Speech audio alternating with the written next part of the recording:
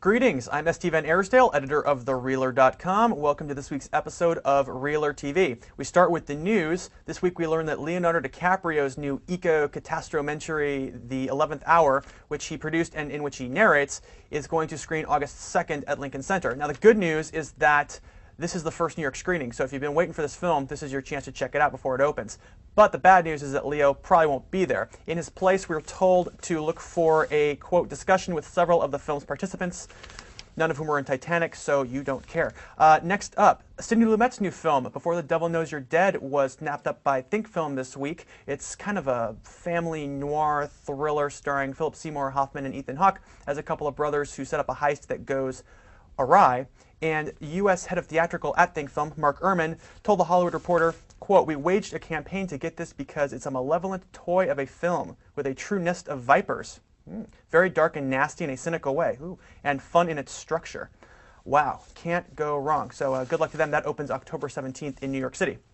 Finally, Harvey in the news. Wouldn't you know it, shock of shocks, another Weinstein Company film has wound up on YouTube prior to its release. A month ago it was Sicko showing up. This time it's I'm Not There, the new Todd Haynes film, kind of a biopic about Bob Dylan with 6 characters playing the singer. Do we have any video of that at all? So, what now? Now? What's left? Oh, my salvation.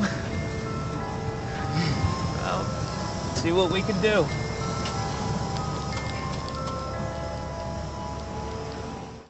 All right, well that looks pretty great. Still though, I mean, Harvey, we don't want anything hitting YouTube before it's time, so I hope you find out who leaked it. So now we're going to go out on the street, try something a little different on ReelerTV, talk to some New Yorkers about what their favorite films have been during summer of 2007. We're at the midway point, and we thought we'd just maybe, ask around. So what do you say, guys? Field trip? What have you seen this summer that you have to let everybody know about? The new Die Hard movie by Bruce Willis. I recently saw Ratatouille. It was very good. It was very heartfelt. Had a good meaning. Had a good deep message. I didn't think I was going to like it at all because it's about rats. And I was like, oh, that's gross. But, disgusting. Okay, well, I recommend the movie called The Golden Door.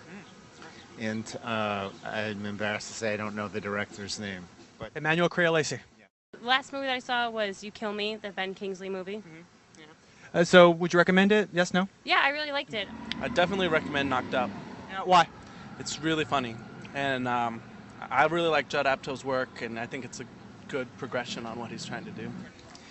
I saw Harry Potter, Ratatouille, Transformers. Well, the only movie I've seen, actually, is Harry Potter and the Order of the Phoenix, which just came out recently.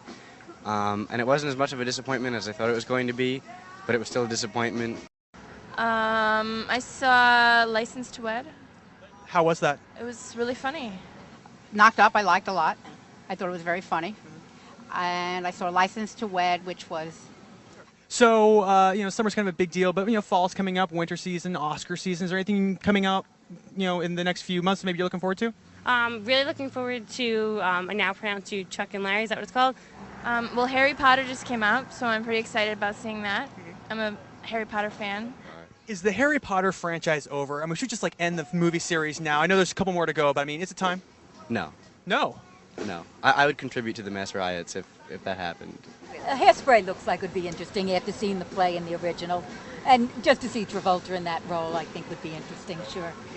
So what about Chuck and Larry, though? What looks good to you in particular? I love King of Queens, and I like Adam Sandler a lot, and I've heard a lot of really good things, and just looks absolutely hilarious. What is a well-made film, Tatalia? Something that's not stupid. Hi, we're here with Karina Longworth, the writer of Spout Blog. How are you, Karina? I'm doing good, Stu. How are you? Wonderful. Just great. First off, we're going to talk about Goya's Ghosts. So I don't even have a clue what Goya's Ghosts is about. Why don't you tell us? Okay, well, it's not really about Goya. The Goya character is played by Stellan Skarsgård, and he's kind of used as an entry point so that Milos Forman can talk about the Spanish Inquisition and the French Revolution, and I think really talk about his own life. The rap on this film right now is that it doesn't quite work. It is a mess. It's totally a mess. It's basically 2 different films stitched together. And I think if you can sort of go into it and understand that it's not about Goya and it's an absurdist sort of satire, but not completely funny about these two historical periods, then I think you can get something out of it. But there's something a little problematic about the fact that what it seems like one of the goals of the movie is to torture Natalie Portman. There's sort of a weird love triangle where she's in love with her rapist and he doesn't care, and Goya's following her. And this all leads to like this incredible last scene, but there's about an hour before that last scene that, you know, people will probably be falling asleep. Next up is Hairspray, the new film adaptation of the Broadway musical adaptation of John Waters' 1988 classic. Karina, what did you think? You know, as a big fan of the John Waters original, it's kind of hard for me to let it go, especially the idea that Divine was John Waters' muse, and it was a political action to put this obese drag queen in this role. And to see that it sort of just turned into a star vehicle for John Travolta kind of breaks my heart. At the same time, it's such a crowd pleaser. Like these young musical stars are so good. This Zac Efron kid, I have such an old lady crush on him.